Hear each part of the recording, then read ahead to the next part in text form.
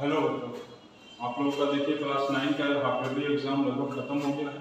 आज हम लोग क्लास 9 का फिजिक्स का एक नया चैप्टर शुरू करने जा रहे हैं, ठीक है, जिसका नाम है वर्क, एनर्जी एंड पावर। ठीक है, ये फिजिक्स का एक नया चैप्टर है, वर्क, एनर्जी, पावर। ठीक, इसमें हम लोग सबसे पहले देखेंगे वर्क। वर्क का मतलब क्या होता है? कार्य। ठीक, इसका डेफिनेशन क्या है? Work is defined as the work is defined as the product of force and distance. ठीक, work is defined as the product of force and distance और डिस्प्लेसमेंट भी लिख सकते हैं। ठीक है, डिस्टेंस क्या है? एक स्केलर क्वांटिटी है और डिस्प्लेसमेंट क्या है? Vector quantity. आप लोग पढ़ेंगे। हम लोग इसको ऐसे लिख सकते हैं, work is equal to force into distance या डिस्प्लेसमेंट। ठीक है, अब इसमें देखेंगे कि इसका यूनिट के बारे में बात करेंगे। ठीक है, यूनिट ऑफ वर्क डन। इसका यूनिट कौन कौन सा है? तो ऐसा यूनिट है जिसको हम लोग MKS कहते हैं। MKS मतलब मीटर किलोग्राम सेकंड। ऐसा ही मतलब स्टैंडर्ड इंटरनेशनल यूनिट। इसका ऐसा यूनिट क्या है वर्क का? जूल। ठीक, जूल। इसका CGS यूनिट क्या है इसका? अर्ज। ठीक, CGS यूनिट क्या है? अर्ज। अब देखो, वर्क इज इक्वल टू, अभी हम क्या बताएं formula? Work is equal to force into distance. ठीक, तो हम लोग फोर्स का यूनिट क्या पढ़े थे क्लास 9 में? याद होगा आप लोग फर्स्ट टर्म में पढ़ेंगे। फोर्स का यूनिट क्या होता है? न्यूटन। तो 1 न्यूटन और डिस्टेंस का क्या होता है? 1 मीटर। इसको हम लोग क्या कहेंगे? 1 joule. 1 joule is equal to 1 newton into 1 metre. ठीक, 1 joule is equal to 1 newton into 1 metre. ठीक, इसी तरह से हम लोग देखेंगे तो 1 अर्ज इज इक्वल टू क्या होगा? अब फोर्स का सीजीएस यूनिट क्या होता है? डाइन। तो 1 डाइन इंटू 1 मीटर का यूनिट से सीजीएस यूनिट क्या होता है? ठीक है ना, मीटर का सीजीएस यूनिट क्या है? सेंटीमीटर। तो 1 अर्ज इज इक्वल टू क्या आएगा? 1 डाइन इंटू सेंटीमीटर। ये हो गया जूल और अर्ज। ठीक, अब इसमें जो सबसे इंपॉर्टेंट क्वेश्चन है, एक एग्जाम में आता है, ठीक है, आप लोग को एग्जाम में आएगा 9th क्लास में, रिलेशनशिप। ठीक, किसका relationship? Relationship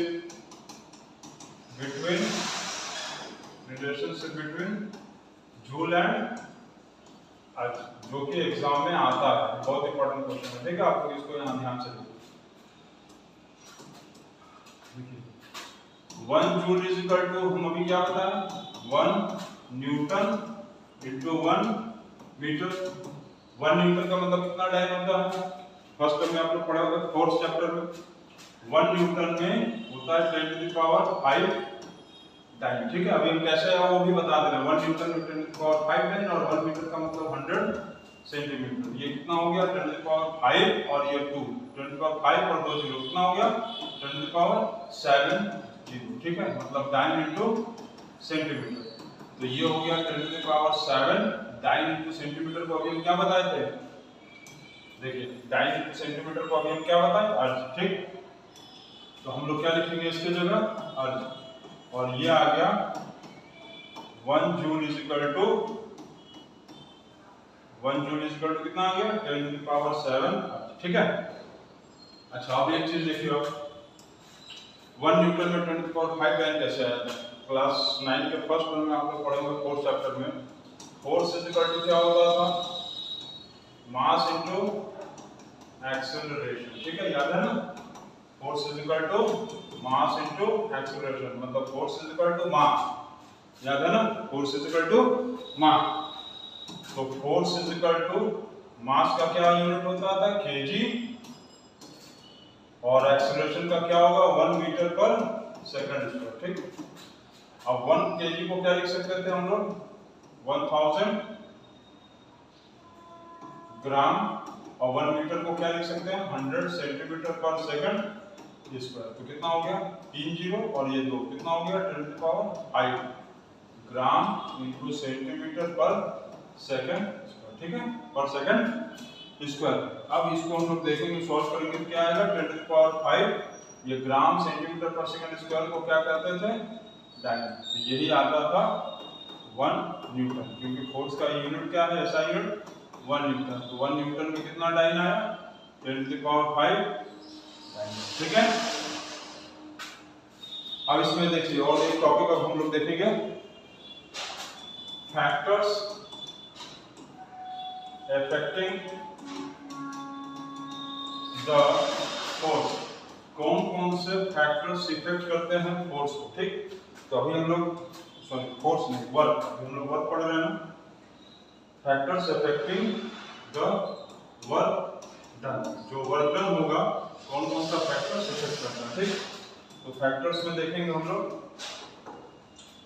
work is equal to क्या फॉर्मूला बताएं, force into work is equal to force into distance या डिस्प्लेसमेंट, ठीक है, डिस्टेंस या displacement.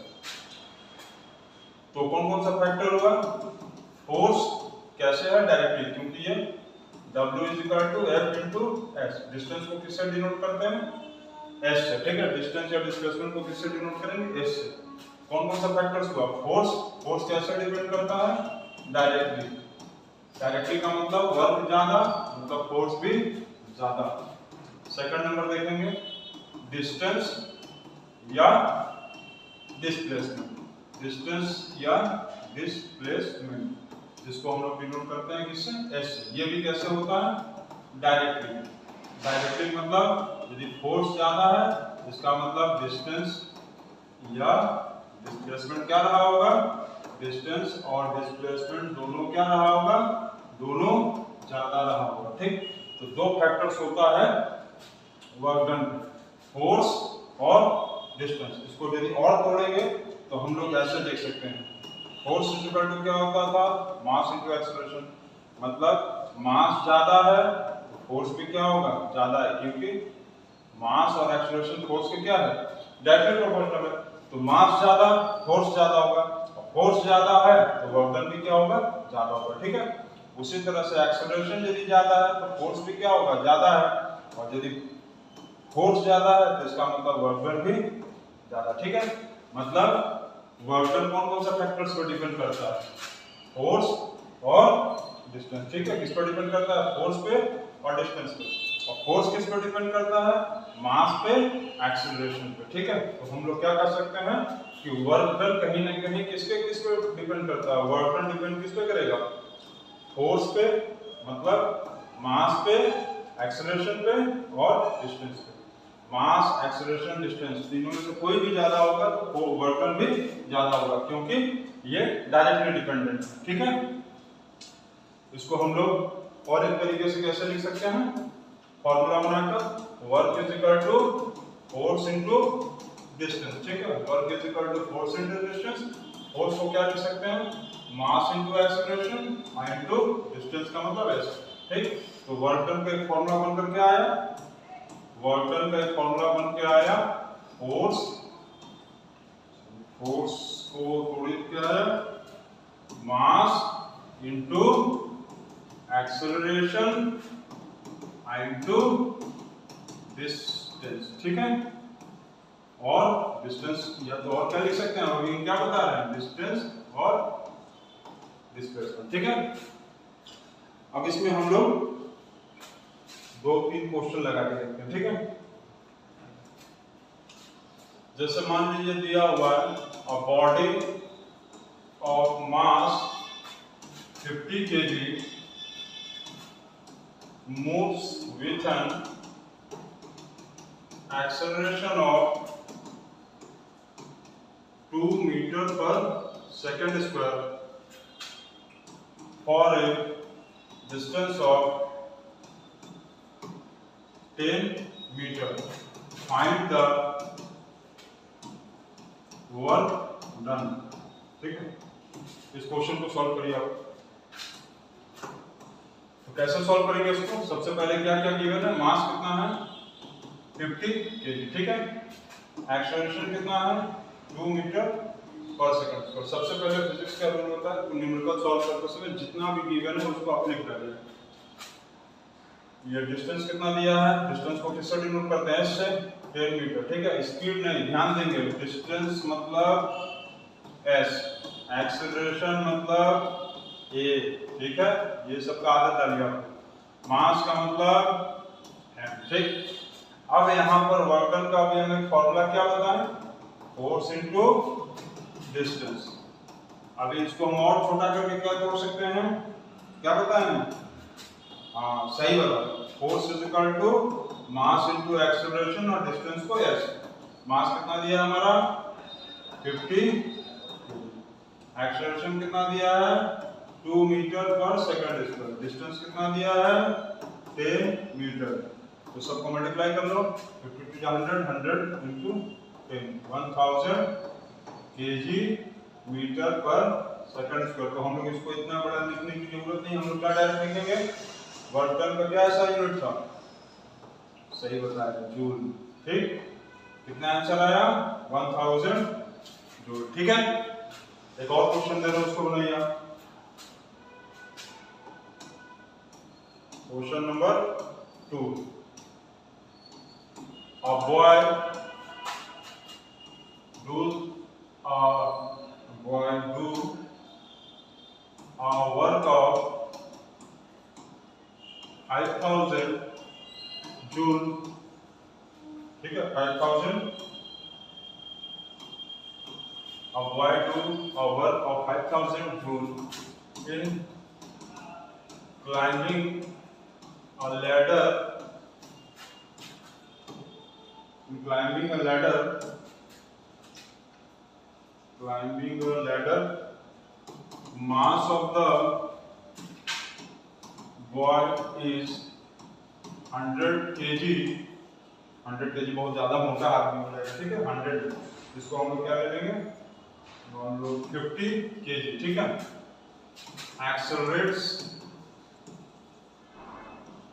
accelerates at the rate of 1 metre पर सेकंड स्क्वायर, ठीक है। find the length of the ladder, ठीक। इसका निकालिए। तो इसमें देखो क्या क्या है गिवन, हम लोग लिखेंगे सबसे पहले वर्क डन, इसमें दे दिया 5000 जूल, वर्क डन कितना है 5000, एक्सेलरेशन कितना है 1 मीटर पर second square, mass of the boy कितना है 50 केजी। तो वर्क डन का फॉर्मूला क्या लगाएंगे, work is equal to force into distance. अभी हम फोर्स को भी तोड़े तो फॉर्मूला क्या बनेगा, मास इनटू एक्सेलरेशन इनटू डिस्टेंस, ठीक। तो वर्क इज इक्वल टू आया मास इनटू एक्सेलरेशन इनटू डिस्टेंस, ठीक। इसको आगे कैसे सॉल्व करेंगे, इस वर्क डन की जगह क्या लिखेंगे 5000 जूल इक्वल टू मास आया 50 केजी, ठीक। एक्सेलरेशन हमारा दिया हुआ है 1 मीटर पर, एक्सेलरेशन कितना आया 1 मीटर पर second square into distance s जो है वो आपको नहीं दिया, ठीक। तो 5000 is equal to 50 into s, ठीक। ये 0 0 कैंसिल, 500 डिवाइडेड बाय 5, तो ये कैंसिल होके कितना आएगा, ये आ जाएगा 100 मीटर, मतलब s मतलब लेंथ आया, तो किसका लेंथ आएगा, ये लेंथ मतलब इसको डिस्टेंस कर सकते हैं, s मतलब डिस्टेंस होता था ना, तो इसमें तो डिस्टेंस किसको कहा था, लेंथ ऑफ लैडर आ गया हमारा 100 मीटर, ठीक है। ये आपका आंसर, ये इजी क्वेश्चन। चलिए इसके बाद अब हम लोग नेक्स्ट टॉपिक देखते हैं, यूनिट ऑफ वर्क। तो यूनिट ऑफ वर्क अभी हम क्या बताएंगे, बताइए आप लोग सब, अभी हम पढ़ाते हैं ना, बताइए वर्क, यूनिट ऑफ वर्क क्या होता है, ऐसा यूनिट जिसको हम लोग MKS बोलते हैं। MKS मतलब मीटर किलोग्राम सेकंड, ठीक है। दो यूनिट जो है तीन तरीके का मेजर होता है, एक ऐसा यूनिट जिसको MKS कहते हैं मीटर किलोग्राम सेकंड, और एक यूनिट होता है CGS यूनिट जिसको सेंटीमीटर ग्राम सेकंड कहते हैं, और एक यूनिट होता है FPS जिसको कहते हैं फुट पाउंड सेकंड। तो उसका अभी हम लोग को यूज नहीं है, अभी हम लोग देखेंगे एसआई यूनिट क्या है। तो यूनिट ऑफ वर्क में एसआई यूनिट क्या होता है, जूल।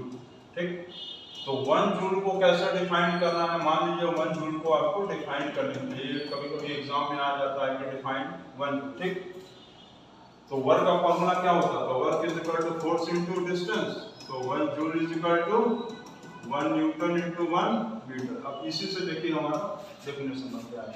ठीक है, देखिए कैसे लिखेंगे,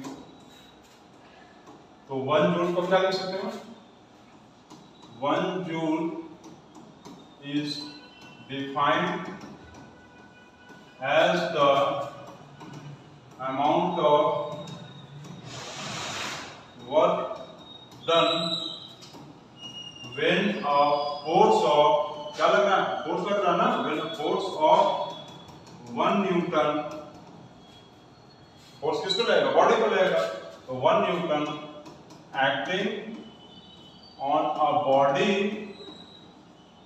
acting on a body makes it to displace through a distance of 1 metre. ठीक है, through a distance of 1 metre. इसका मतलब क्या है, 1 जूल वो वर्क है जब किसी भी बॉडी पे लगता है कि, ठीक है, 1 जूल क्या है, 1 जूल वो वर्क है जब किसी भी बॉडी को लगेगा, कितना फोर्स लगना है, 1 न्यूटन का फोर्स लगेगा, तो उस बॉडी को 1 मीटर तक के दूरी तक पे डिस्प्लेस करेगा। इसका मतलब है कि जैसे ये यहाँ पर मान लो बॉक्स एक रखा हुआ है, ठीक, इस पे हम लोग फोर्स लगा दिए, वो कितना फोर्स लगाए, इस पे हम लोग फोर्स लगा दिए 1 न्यूटन का, फोर्स कितना लगाए इस पे हम लोग 1 न्यूटन का। और 1 न्यूटन का फोर्स लगने पे क्या होगा कि ये बॉक्स जो होगा यहाँ से मूव करके इतना दूर 1 मीटर डिस्टेंस पर हो गया। इसका मतलब वर्क डन कितना आया, फोर्स इनटू डिस्टेंस, फोर्स कितना लगाए थे 1 न्यूटन और डिस्प्लेसमेंट कितना हुआ 1 मीटर, तो कितना आ गया 1 जूल। अब इसी तरह से यदि सेम बॉक्स, यही बॉक्स इस पर डिस्प्लेस किया होता 1 मीटर के बजाय 2 मीटर डिस्प्लेस कर जाता, तब क्या होता 1 न्यूटन इनटू 2, तो वर्क इज इक्वल टू इसमें आएगा फोर्स इनटू डिस्टेंस, मतलब 1 न्यूटन, डिस्प्लेसमेंट 2 मीटर हो गया, तो आंसर आ जाता है 2 जूल। ठीक, तो इस तरह से हम लोग इसका ऐसा यूनिट लिख सकते हैं। अब इसका हम लोग सीजीएस यूनिट देखेंगे। ठीक है, अब देखिए 1 जैसे ऐसा यूनिट क्या था, जूल था, इसी तरह से CGS unit of work done, CGS unit of work done. ठीक, इसको अब देखो कैसे लिखेंगे, तो CGS unit of work done क्या है, अर्थ है, तो न्यूटन की जगह क्या होगा डाइन होगा, और सेंटीमीटर की जगह क्या हो जाएगा सेंटीमीटर, तो 1 erg is equal to 1 dyne into 1 centimetre. तो इसको हम लोग कैसे लिख सकते हैं, 1 erg is defined as the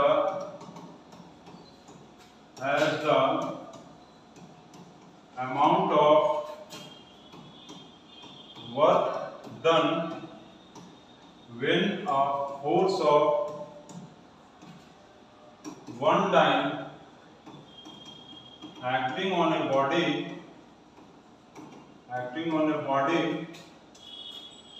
makes it to displace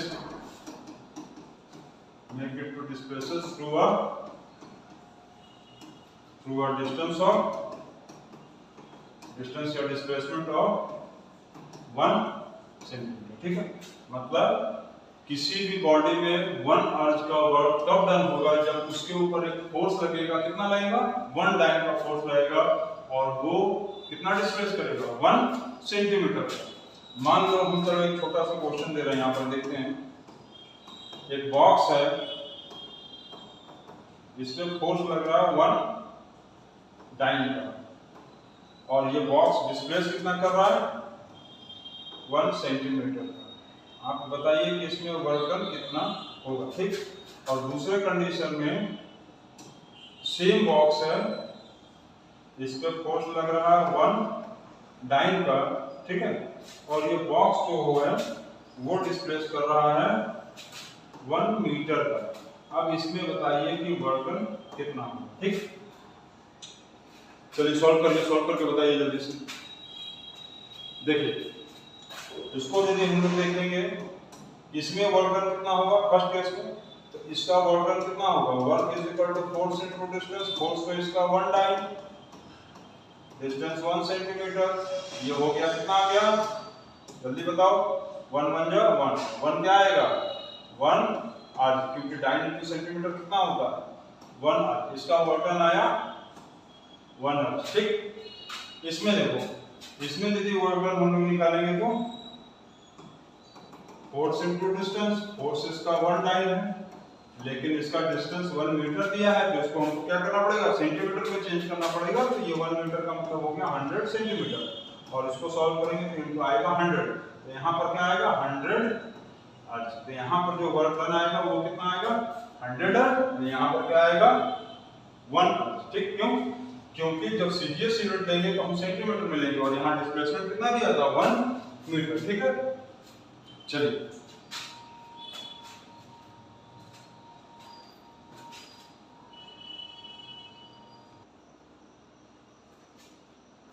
अब देखिए बच्चों, अब हम जितना टॉपिक पढ़ाएं उससे रिलेटेड आप कुछ क्वेश्चंस देखो। ठीक है, जैसे इसमें क्या दिया हुआ है, if the work done bye a force in moving an object through a distance of 20 cm is 224.2 joule, what is the value of force। ठीक, तो आप सबसे पहले हम क्या बताएंगे, गिवन लिखोगे वर्क डन कितना है, वर्क डन कितना है 24.2 जूल, उसके बाद क्या और क्या दिया हुआ है डिस्टेंस, हाँ डिस्टेंस कितना, डिस्टेंस को भी हम क्या बताएं, कंफ्यूज नहीं होंगे, एस मतलब डिस्टेंस होता है ना कि स्पीड। ठीक, डिस्टेंस या डिस्प्लेसमेंट, डिस्टेंस कितना है 20 सेंटीमीटर, और डिस्टेंस और डिस्प्लेसमेंट में किसी तरह का कंफ्यूजन मत रखना, यदि कोई भी ऑब्जेक्ट को डायरेक्शन दिया है तो वो डिस्टेंस, सॉरी वो डिस्प्लेसमेंट, और डायरेक्शन यदि नहीं दिया है तो वो डिस्टेंस। ठीक, तो हम लोग मेजर डिस्टेंस लेके चलते हैं क्योंकि डायरेक्शन तो पता नहीं है कि किधर जा रहा है, 20 सेंटीमीटर। अब इसमें आपको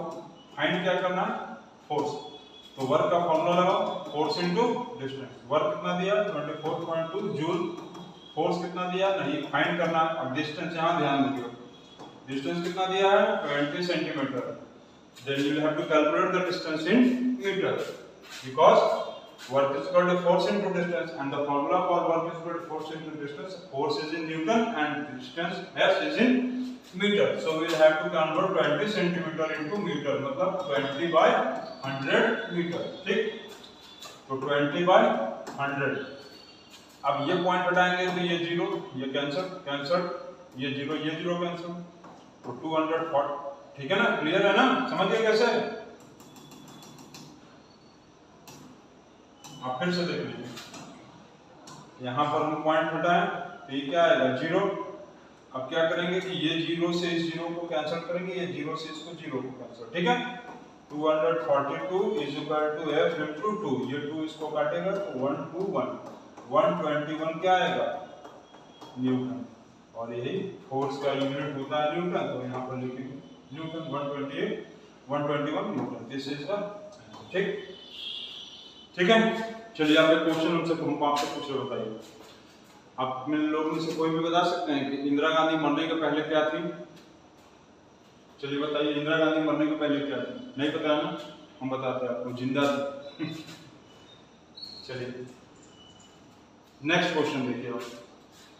ठीक है, बहुत इंपॉर्टेंट सिंपल क्वेश्चन था, नहीं बता पाए ना, चलिए उसके पहले एक रीजनिंग का क्वेश्चन पूछते हैं, बताइए 1 is equal to 5, 2 is equal to 25, 3 is equal to 125, 4 is equal to 625, 5 is equal to बताओ कितना होगा, कैलकुलेट करने लगे तो एकदम सिंपल सा आंसर है, 1 is equal to 5, 5 is equal to 1, तो 5 का वैल्यू क्या है, ठीक, एकदम सिंपल क्वेश्चन था ना।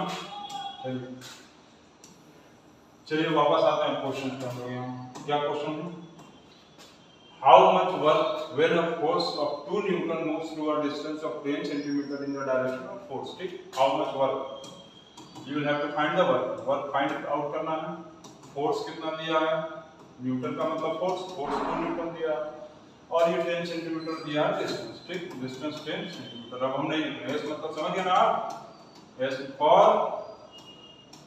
फॉर सन नहीं, एस फॉर डिस्टेंस।